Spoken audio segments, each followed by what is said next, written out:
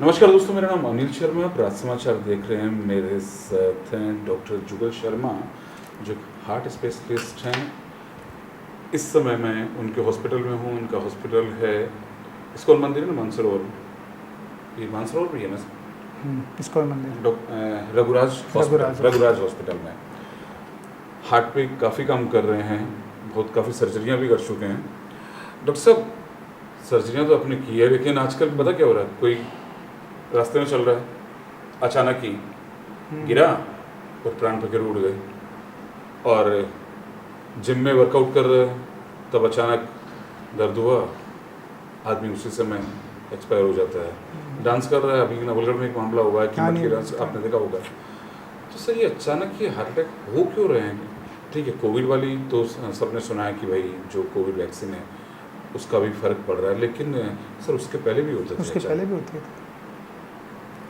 देखिए, इसमें ये रहता है कि अपनी लाइफस्टाइल जो होती है वो काफ़ी हद तक ख़राब हो चुकी है। और जितनी भी ये क्रोनिक डिजीज़ हैं, चाहे वो अपन हार्ट की डिजीज़ ले लें, चाहे डायबिटीज़ ले लें, चाहे और मल्टीफैक्टोरियल डिजीज़ कैंसर की या वो सब ले लें, उन पे किसी एक चीज़ का फ़र्क नहीं पड़ता है।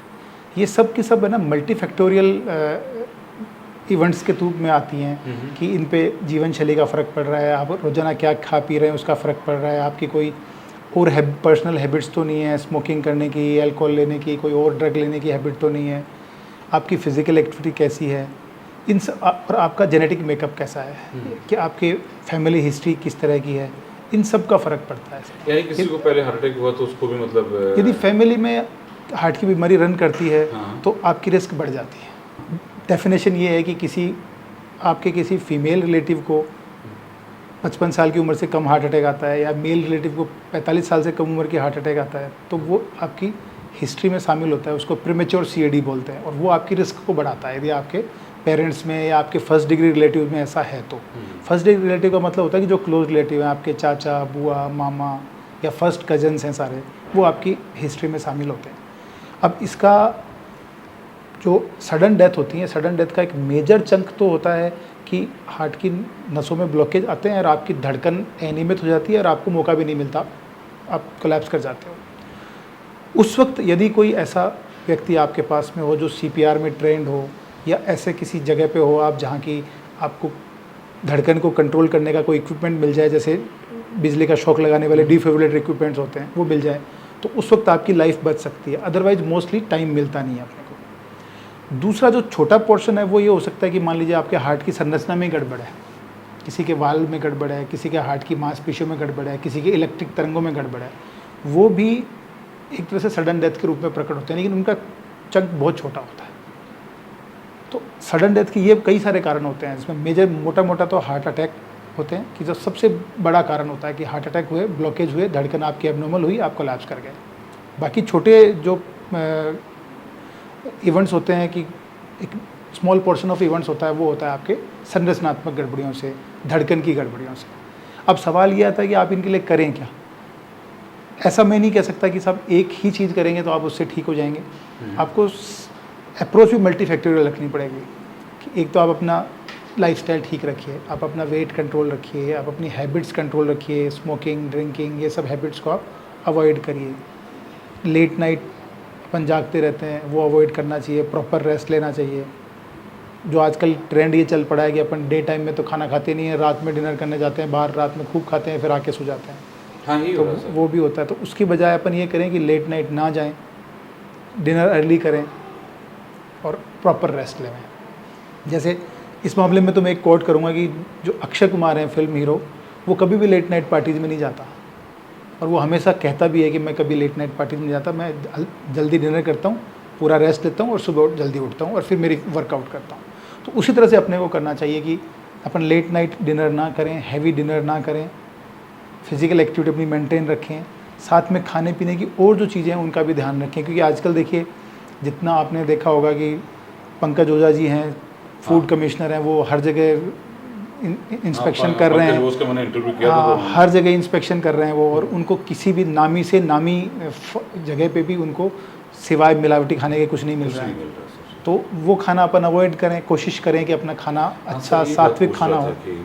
मैं किसी बड़े ब्रांड में भी जाता हूँ तो सर वहाँ भी अब देख लीजिए बड़े बड़े जो टॉप ब्रांड है, हाँ, जो नामी जगह है, नामी जगह वहाँ पर भी नकली माल मिल रहा है। तो सर एक सवाल ये होता है, सर आदमी खाए क्या? तो उसमें फिर यही करना है कि आपको ज़्यादा से ज़्यादा वो चीज़ खानी चाहिए जो आप खुद घर पे अपनी आंखों के सामने प्रोक्योर कर सकें। यानी मोटा अनाज लीजिए जिसमें मिलावट होने की गुंजाइश ना हो।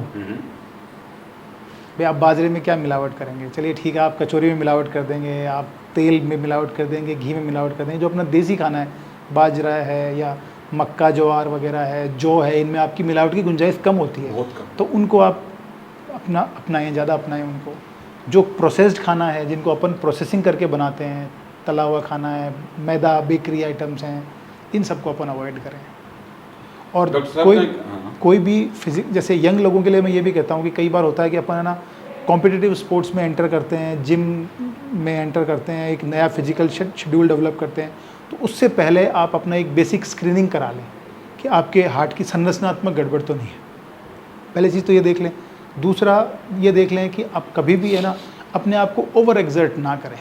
स्टेमिना बनाएं, स्लोली बनाएं, जैसे जैसे आपकी बॉडी आपको अलाउ करे वैसे वैसे बनाएं। ओवर एक्सर्ट कभी ना करें, क्योंकि ओवर एक्सर्ट करने से भी आपके अंदर की जो ब्लड सप्लाई है, जो अपने इनर लाइनिंग है ब्लड वेसल्स की, वो डिस्टर्ब होती है, वो अचानक अटैक कर सकती है। आपने मोस्टली देखा होगा कि जिम में ओवर एक्सर्शन करने से आपको अटैक आ गया।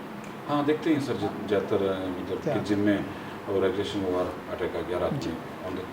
सर जब मान लीजिए किसी को हार्ट अटैक आया तो उस समय आदमी क्या करे, किस तरह से सीखे? उस समय देखिए ये हो सकता है कि एक तो आजकल गवर्नमेंट भी प्रमोट कर रही है, एक पॉलीपिल कॉम्बिनेशन प्रमोट कर रही है।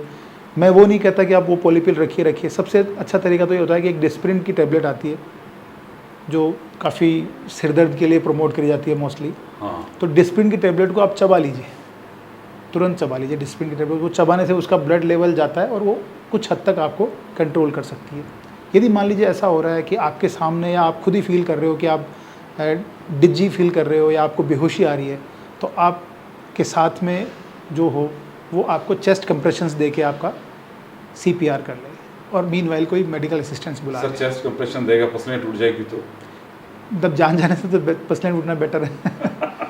तो वो चेस्ट कंप्रेशन एक मैं ये मानता हूँ कि गवर्नमेंट को भी करना चाहिए और अपन कम्युनिटी लेवल पे भी एक पार्टिसिपेशन बढ़ाना चाहिए कि हर किसी को एटलीस्ट CPR की ट्रेनिंग दी जाए, और कुछ भले वो ना करे, चेस्ट कंप्रेशंस कर ले वो प्रॉपर। आपको बता दें कि डॉक्टर जुगल भी अपने यहाँ जो लोग आते हैं उनको CPR की ट्रेनिंग देते हैं। जो भी मतलब पेशेंट्स के साथ जो भी लोग आते हैं उनको CPR की यहाँ ट्रेनिंग भी दी जाती है।